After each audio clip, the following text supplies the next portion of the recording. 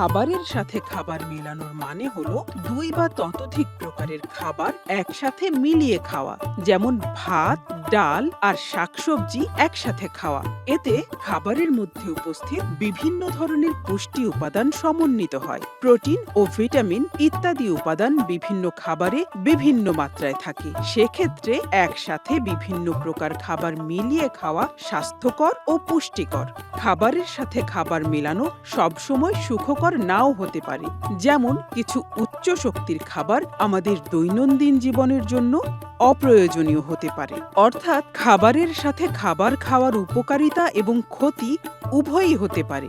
এটি নির্ভর করে মেলানো খাবারের প্রকার এবং ব্যক্তির খাদ্যের চাহিদার উপর।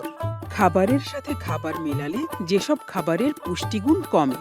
আমাদের দৈনন্দিন জীবনে বিভিন্ন প্রকার খাবার খাওয়ার সময় অনেক ক্ষেত্রে একটি খাবারে উপস্থিত কোনো পুষ্টি উপাদান অপর একটি খাবারে উপস্থিত অন্য একটি পুষ্টি উপাদানের সাথে সংঘর্ষে জড়িয়ে পড়ে। এর ফলে অনেক সময় উভয় পুষ্টি উপাদানই একে অপরকে বিনষ্ট করতে পারে। যেমন মাছ মাংস খাওয়ার পরপরই দুধ খেলে দুধের ক্যালসিয়াম ও মাছ মাংসে উপস্থিত আয়রন একে অপরের সাথে জোট বেঁধে এমন একটি উপাদানে পরিণত হয় যা শরীর আর কাজে লাগাতে পারে না। খাবারের সাথে খাবার মেলালে যেসব খাবারের পুষ্টিগুণ বাড়ে।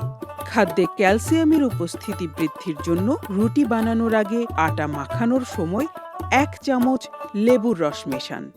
হাড় বা ডিমের খোসা লেবুর রসে কয়েক ঘন্টা ভিজিয়ে রেখে ওই তরল অন্য খাবারে যোগ করুন। প্রতিদিনের খাবারে দুধ ও দই ব্যবহার করুন। প্রতিদিনের খাবারে কাঁটাযুক্ত ছোট মাছ ব্যবহার করুন। সবুজ শাকসবজির সাথে টমেটো, টক ফল যেমন লেবু কিংবা বড়ই যোগ করুন। খাদ্যে লৌহ বা আয়রনের উপস্থিতি বৃদ্ধির জন্য ডাল বা অন্যান্য মিশ্র খাবার তৈরিতে ভিটামিন সমৃদ্ধ লেবুর রস, টমেটো, আমলকি, ধনেপাতা ও কাঁচামরিচ যোগ করুন। এতে থাকা ভিটামিন সি লৌহের বেশিরভাগ অংশ রক্তে ব্যবহৃত হতে দেহকে সাহায্য করে। সবুজ শাকসবজি, দানাদার শস্য, ডাল ও অন্যান্য লৌহ সমৃদ্ধ খাবারের সাথে আমলকি, লেবু, তেঁতুল এবং বেরির মতো টক ফল মিশিয়ে খাওয়া উত্তম।